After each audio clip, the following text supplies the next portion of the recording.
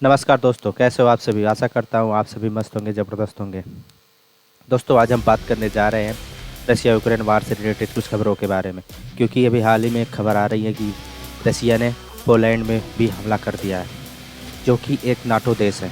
तो क्या सारे नाटो देश मिलकर अब रशिया पे हमला करने की फिराक में हैं? क्या रशिया अपनी बर्बादी के लिए एक कदम उठा चुका है? क्योंकि पुतिन ने हाल ही में यूक्रेन के ऊपर फुल स्केल वार की ऐलान कर दिया है। उस पर डेली सैकड़ों ड्रोन्स गिराए जा रहे हैं, जिससे पूरे यूक्रेन में तबाही मची हुई है। और इसके रिटेलिएशन में यूक्रेन ने भी फुल स्केल वार के लिए लॉन्च कर दिया है। अब देखते हैं, कुछ चीज़ों के बारे में जान लेते हैं। तो दोस्तों, आपको पता होगा कि रशिया ने पहले ही यूक्रेन की कुछ जैसे कि लुहांस्क, डोनेस्क, इन सारे लोकेशन, इन सारी जगहों पर पहले से ही कब्जा कर रखा है। तो क्या ये पूरे यूक्रेन पे कब्जा करने की फिराक में? क्यों? क्योंकि पुतिन की इस सोच के हिसाब से तो यही लगता है कि वह फिर से रशिया को एक सोवियत यूनियन बनाना चाहते हैं। क्यों? क्योंकि ये सारा देश, यूक्रेन, पोलैंड, ये सारे देश कभी रशिया के ही भाग थे। हाल ही की खबरों में 13 सितंबर 2025 को खबर प्रकाशित होती है राउटर में। मार्को रूबियो आके कहते हैं कि Russian drones over Poland unacceptable but declines to say it was intentional. अब नाटो के सदस्य, नाटो के चीफ जो हैं रूबियो कहते हैं कि ये रशिया का ड्रोन जो है वो पोलैंड पे मिला, जो कि एक्सेप्ट नहीं किया जाएगा। लेकिन वह एक चीज़ से डिनाई करते हैं कि ये इंटेंशनल किया गया है। क्यों? क्योंकि वो भी जानते हैं कि पुतिन किसी से डरने वाले नहीं हैं। क्यों? अब पुतिन ने रशियन जो ड्रोन्स थे वो पोलैंड के कुछ शहरों के, यूक्रेन के करीब बॉर्डर एरिया में, पोलैंड और यूक्रेन के बॉर्डर एरिया में आ। तो दोस्तों, जैसा कि आप देख रहे हो, थर्सडे की न्यूज़ है। NATO top military commander Alexus जिंजविच बताते हैं कि एक ड्रोन जो पोलिश एयर स्पेस में पाया गया है वो एक रशियन ड्रोन था। ठीक है दोस्तों, तो आगे क्या होता है ये देखते हैं कि कैसे रशिया से ड्रोन्स आ रहे हैं। ये इनके पैथ हैं जो दिखाए गए हैं कि कैसे ये कीव यूक्रेन से होते हुए जाकर के पोलैंड के बॉर्डर एरिया में गिर रहे हैं, कहाँ कहाँ जाके गिर रहे हैं दोस्तों। फिर नाटो ने इन सब से डर कर एक ऑपरेशन लॉन्च किया, ईस्टर्न सेंचुरी नामक एक ऑपरेशन लॉन्च किया। वो पोलैंड में जो रशियन ड्रोन से उनको शट डाउन करने के बाद, ये जो अधिकारी आपको दिख रहे हैं, ये रशियन ड्रोन जो है उसके जांच पड़ताल में लगे हैं कि क्या है, कैसे था। दोस्तों, ये जो ड्रोन है ये ईरान का ड्रोन है, जिसे सुसाइड ड्रोन कहा जाता है। ये क्या करता है? सुसाइड ड्रोन एक बार लॉन्च होने के बाद वो अपने दिए गए लोकेशन पे जाके हिट करता है और वहीं पे वो डेड हो जाता है। सुप्रीम हेडक्वार्टर जो है allied commands operation are close contact and coordination with Poland and other allies regarding to drone that enter Polish airspace।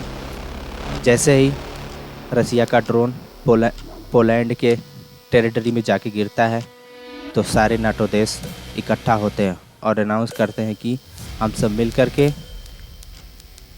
जो पोलैंड है उसकी और जो नाटो सदस्य हैं उनकी सारे सोवरेनिटी की रक्षा करेंगे। दोस्तों, मैं आपको बता दूं कि ये रहा रसिया यूक्रेन बॉर्डर। अब रसिया ने डोनेट्स्क, ये क्षेत्र तो पहले ही कब्जा कर लिया है, ब्लैक सी को तो पहले ही कब्जा कर लिया है। अब रसिया यहाँ से ड्रोन अटैक कर रहा है, पोलैंड की यहाँ पे मिला है। रसिया का, पुतिन की जो चाहत है वो है बाल्टिक सागर, इस पे कब्जा करना, क्योंकि बाल्टिक सागर में कब्जा करते ही रसिया के आने जाने का रास्ता एकदम क्लियर हो जाएगा, जो यूरोप के देशों से हो जाएगा। वरना अभी इन रसिया को इधर से होकर जाना पड़ता था, जो कि बहुत ज़्यादा कॉस्टली पड़ जा रहा है। दोस्तों, पोलैंड हो गया, रोमानिया हो गया, इन सारे देश, ग्रीस, टर्की, ये कभी रसिया के ही पार्ट, कजाकिस्तान, ये सारे, जॉर्जिया, ये सारे कभी न कभी रसिया के ही, लिथुआनिया, ये सारे के सारे जो देश हैं ये कभी रसिया के ही भाग थे। द्वितीय विश्व युद्ध के बाद कोल्ड वार शुरू होता है और अमेरिका एक नाटो संगठन बनाता है। तो थोड़ा हम नाटो के बारे में बात करते हैं, नाटो है क्या। तो दोस्तों, NATO North Atlantic Treaty Organization है, जो अमेरिका, कनाडा और कुछ यूरोपियन देशों के द्वारा मिलकर बनाया गया। शुरुआत 1949 में इसे बनाया गया था। शुरुआत में ये सिर्फ 12 देशों का एक समूह था, लेकिन बाद में धीरे धीरे इसमें 20 और सदस्य जुड़ गए हैं और आज के समय इनके पास 32 ऐसे देश हैं जो नाटो में शामिल हैं। इनकी कुछ तथ्य हैं। नाटो के आर्टिकल 4 कहता है कि अगर नाटो एलाइज जितने भी देश हैं, अगर उन पे ऊपर कोई भी बाहरी देश हमला करता है तो हम सारे के सारे नाटो देश मिल कर के उसके साथ युद्ध में जाएंगे। तो जो पोलैंड है वो भी एक नाटो सदस्य है। तो क्या पोलैंड के ऊपर हमले के बाद नाटो सदस्य मिलकर रशिया के ऊपर आक्रमण करेंगे? How does NATO defend against threats coming from the sky? This could mean hostile aircraft, cruise and ballistic missiles, but also emerging threats like drones and hypersonic missiles. As a defensive alliance, NATO developed a system to shield allied territory from these threats. तो इस video में आप देखिए कि इसके बाद क्या करते हैं नाटो के चीफ मार्क रूटी। Numerous drones from Russia violated Polish airspace. Our air defenses were activated and successfully ensured the defense of NATO territory, as they are designed to do. Several allies were involved alongside Poland to this quick and skillful response. The North Atlantic Council met this morning and discussed the situation in light of Poland's request for consultations under Article 4 of the Washington Treaty. Allies expressed solidarity with Poland and denounced Russia's reckless behavior. A full assessment of the incident is ongoing. What is clear is that the violation last night is not an isolated. सारे NATO सदस्यों के ऊपर एक साथ हमला कर देंगे।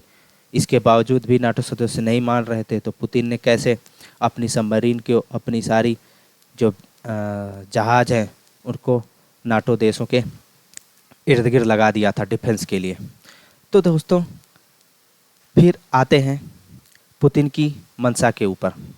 तो पुतिन का मंशा पूरा क्लियर है कि वो किसी भी नाटो देश, अमेरिका, किसी से भी नहीं डरेंगे। वो चाहते हैं कि वो अपना जो भी टेरिटरी है वो उसे वापस लेंगे। वो फिर से रशिया को एक सोवियत यूनियन बनाना चाहते हैं। इसके बाद फिर खबर आती है, 15 घंटे पहले की खबर है कल के, कि Romanian become second NATO country to report Russian drone in its airspace. तो आपको बता दें कि रोमानिया भी एक नाटो कंट्री है और इसने भी रिपोर्ट किया है कि एक रशियन ड्रोन जो उसके एयर स्पेस में पाया गया है। एयर स्पेस मतलब कि बॉर्डर, हर देश का अपना एयर स्पेस होता है। जैसे कि हर एक बॉर्डर का अपना टेरिटरी होता है, तो उसका एक एयर स्पेस भी होता है। टेरिटरी से लगा हुआ ऊपर का क्षेत्र उसका एयर स्पेस कहा जाता है। उस क्षेत्र में किसी भी दूसरे देश का मिसाइल, जहाज़ आना वर्जित होता है। अगर वो किसी दूसरे देश में आती है तो उसे युद्ध के तौर पे लिया जाता है। तो क्या पुतिन चेक कर रहे थे कि क्या अभी भी जो नाटो कंट्री हैं उनमें कुछ ताकत बची है या सारी ताकत ख़त्म हो गई है? क्योंकि दोस्तों, अभी तो पुतिन जितने भी देश हैं सब पे गलती से तो नहीं गया होगा, क्योंकि पोलैंड, यूक्रेन से होते हुए मिसाइल पोलैंड गई है, तो गलती से तो नहीं गई होगी। क्योंकि अभी 2 साल से हो रहे वार जो कि 1200 समथिंग दिन हो चुके हैं युद्ध के, रसिया और यूक्रेन के। इतने दिनों में नहीं गए कभी, आज अचानक चली गई, तो इसके पीछे क्या हो सकता है? क्या आपको लगता है कि ये ऐसे ही चली गई होगी अनइंटेंशनल? ज़रूर इंटेंशनल है, क्योंकि पुतिन की मंशा तो पूरी क्लियर सी लग रही है कि वो पूरे के पूरे जो जितने भी सोवियत यूनियन देश थे पहले, उन सब पे अपना कब्जा करना चाहते हैं। दोस्तों, अगर आपको लगता है कि अगर आपको ये वीडियो पसंद आई हो तो आप इस वीडियो को लाइक शेयर ज़रूर करें और कमेंट में बताएं कि पोलैंड के राष्ट्रपति का क्या नाम है और रोमानिया के राष्ट्रपति का क्या नाम है। कमेंट में देखते हैं, जिसका सबसे पहले कमेंट आएगा हम जानेंगे उनका जीके बहुत बढ़िया है। धन्यवाद दोस्तों।